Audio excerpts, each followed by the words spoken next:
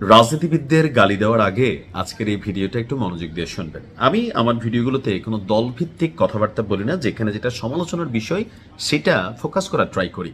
আমরা মনে করি এই দেশটা রাজনীতিবিদরা লুটপাট করে খায়া ফেলতেছে, হয়তো অনেক ক্ষেত্রে খাচ্ছেও, কিন্তু এর বাহিরে আসলে কারা এই রাষ্ট্রটাকে পরিচালনা করবে?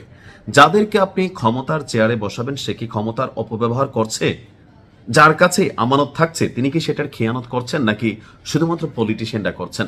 এই দৃশ্যটা দেখার জন্য একটা সুযোগ হয়েছিল অন্তর্বর্তী সরকার, অর্থাৎ ডক্টর ইউনূসের যে অন্তর্বর্তী সরকার ছিল।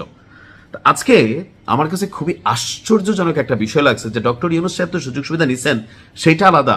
বাকি যে আমাদের ছাত্র উপদেষ্টা ছিল প্রত্যেকের বিরুদ্ধে দুর্নীতির অভিযোগ আছে শত শত কোটি টাকার, সেটাও আলাদা। কিন্তু শুধুমাত্র চিকিৎসার জন্য একজন উপদেষ্টা তিনি খরচ করছেন প্রায় ৮২ লক্ষ টাকা তার স্বাস্থ্যের চিকিৎসার জন্য। তাকে আমাদের সাবেক ধর্ম উপদেষ্টা খালিদ ভাই। এরপরে আছে কে দেখেন, বিদেশি চিকিৎসার জন্য সরকারি কোষাগার থেকে ৭৯,৩৮,২২৯ টাকা খরচ করেছেন সাবেক অর্থ উপদেষ্টা ডক্টর সালেউদ্দিন আহমেদ, যাদের মরা রোগ সম্ভবত ধরে রয়েছে, যে এই রোগগুলার চিকিৎসা করার জন্য তারাও তো ভাই এস্টাবলিশড এক একজন ক্যারেক্টার। তো ওনারা এই যে দেখেন ১.৫ বছরে একজন উপদেষ্টা তার চিকিৎসার জন্য রাষ্ট্রীয় বাজেট থেকে এত টাকা খরচ। শুধু তা না, আমি আরো কিছু দিচ্ছি তথ্য। মন্ত্রী পরিষদ বিভাগের সূত্র মতে অন্তর্বর্তী সরকারের আমলে 18 মাসে বিদেশে চিকিৎসা খরচের ব্যয় হিসাবে সরকারি কোষাগার থেকে বিপুল অর্থ নিয়েছে আরো বেশ কয়েকজন উপদেষ্টা। এর মধ্যে কারা কারা আছেন? পররাষ্ট্র উপদেষ্টা তৌহিদ হোসেন, তিনি খরচ করছেন 18 মাসে ৮,৭০,৭৪৪ টাকা। আর আরেকজন টাকা আর অভাব নাই, জামাই বউ দুইজনে কামায়, তিনি কে? মোস্তফা সারোয়ার ফারুকী। তিনি চিকিৎসা বাবদ বিল নিয়েছেন ৭,১৫,৬৪৯ টাকা। এরপরে আসেন সাবেক বিদ্যুৎ উপদেষ্টা ফাউজুল কবির খান, তিনি নিয়েছেন ৫,৩৯,৯৩৫ টাকা। সাবেক ভূমি উপদেষ্টা আরিফ ভাই, তিনি নিয়েছেন ২,৬৭,২১৬ টাকা। সাবেক শিক্ষা উপদেষ্টা ডক্টর এম আমিনুল ইসলাম, তিনি নিয়েছেন ২,৩৫,৭২৯ টাকা। সাবেক খাদ্য উপদেষ্টা আলিমা মজুমদার নিয়েছেন ১,৭০,১৩৪ টাকা।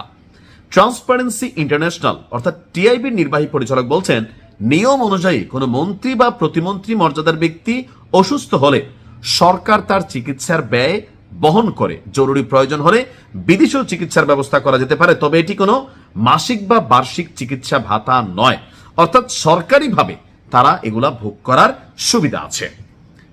তাহলে এই যে আমরা মনে করলাম একটা পরিবর্তন, এই যে আমাদেরকে টেক ব্যাক বাংলাদেশ বা অ্যাডভান্স বাংলাদেশ বা যত কিছুই পরিবর্তন, সংস্কার, কি সংস্কার হইল? আমরা যে কথায় কথায় বলি যে খালিদ ভাইয়ের সাথে কথা বলার পরে তিনি আপনার কালের কণ্ঠ পত্রিকার নিউজ এর মধ্যে আরেকটা আগামীর সময় একটা গণমাধ্যমকে তিনি আপনার এই তথ্য দিয়েছেন। আর হেফাজত ইসলামের সাবেক এই নায়েবে আমির চিকিৎসা নিয়েছেন থাইল্যান্ডে, হৃদরোগ ছিল তার। আর জাতীয় হৃদরোগ ইনস্টিটিউট বলছিল যে হার্টে যে সমস্যা তার চিকিৎসা দেশে নাই। তো এখন কি তিনি বিদেশে নিচ্ছেন নাকি দেশে নিচ্ছেন? এখন তিনি দেশেই নিচ্ছেন। আসলে বিষয়টা হচ্ছে কি, যে ধরেন সরকারের অনুমোদন নিয়ে তিনি গেছেন, এই যে বিষয়গুলো আমরা জানতাম না।